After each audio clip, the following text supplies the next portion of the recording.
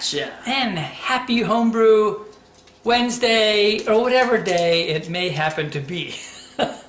Might be Thursday. So what are we going to do today? We're doing shots. Woo. Yeah, woohoo! Now actually what this is this is the, yeah, you can take it. This is the mead that I had made that was with figs. That's right, That's figs. right. So I'm going to tell you a little bit about this. A number of people have written and asked about this one. It smells like figs. Yeah, it does.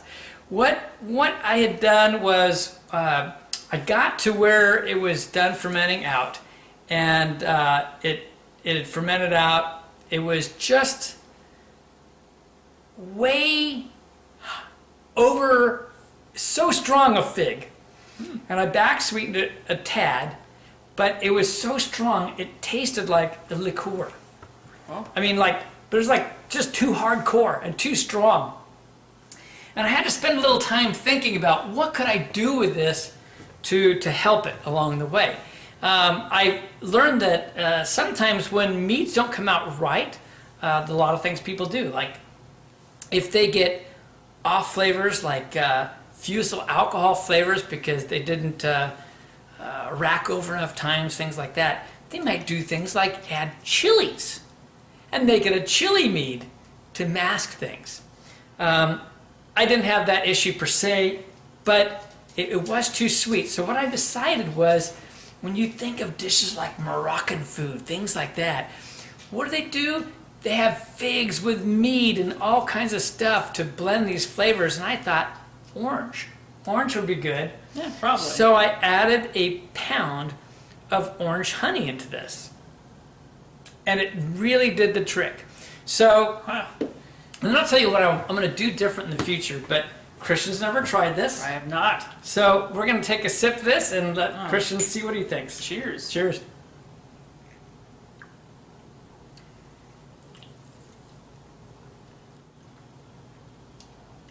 Actually, this is a well-balanced mead, I'm not going to lie. Yeah. You get that little bit of orange flavor. You definitely get the fig in there. Yeah.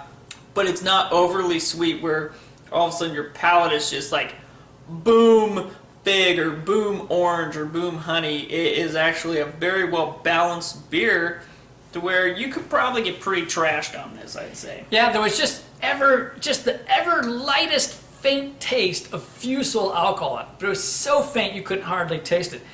When the orange honey was added in, that pretty much went away, and it smoothed the whole thing out so that the fig isn't overpowering now. No, I might actually want more fig again. Yeah, actually, I could have probably put half a pound of orange honey, and it would have been really good. Yeah. It's well done. Good job, Dad. Thank you. I'll probably give this to my girlfriend and see what happens.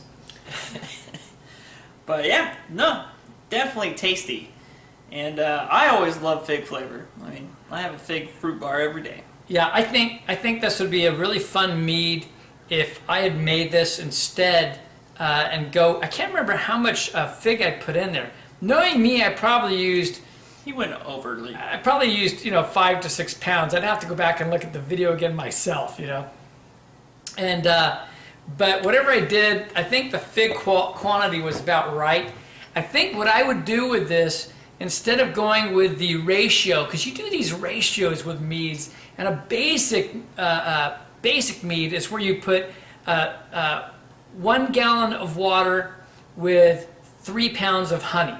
And I do 3-gallon batches. I think I would go to make it a little thicker, as Christian suggested, but maybe 3.5 pounds roughly per gallon is my ratio with honey. So with a 3-gallon batch, you're talking about 10.5 pounds of honey, and then with that come in with about someplace between a half a pound to a pound of that being orange honey right off the start.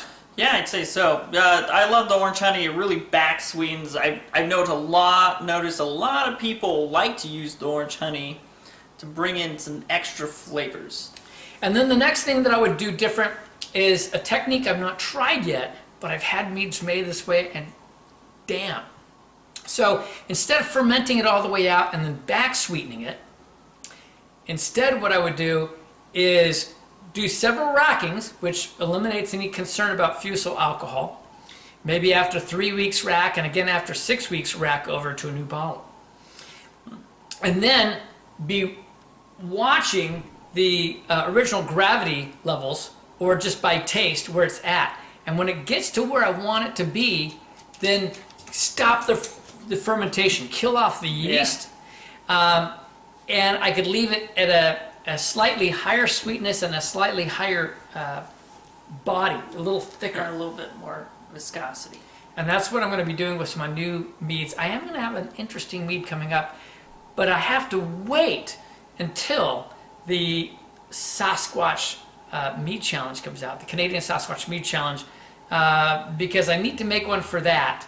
And depending what the competition is, I may be making another mead, which I'll be happily sharing with you. So I've got a few mead things rolling around, but just wanted to share this because many people had asked, and Christian's is already gone. It's gone. I enjoyed it. This is some good stuff. So I'm going to be bottling this up soon, and of course, a bottle will be going out to you, Steve. That's right. So, all right, we will catch you all later on another brew day or mead making day. Who knows? All right, cheers, everyone. Happy Homebrew Wednesday. Cheers.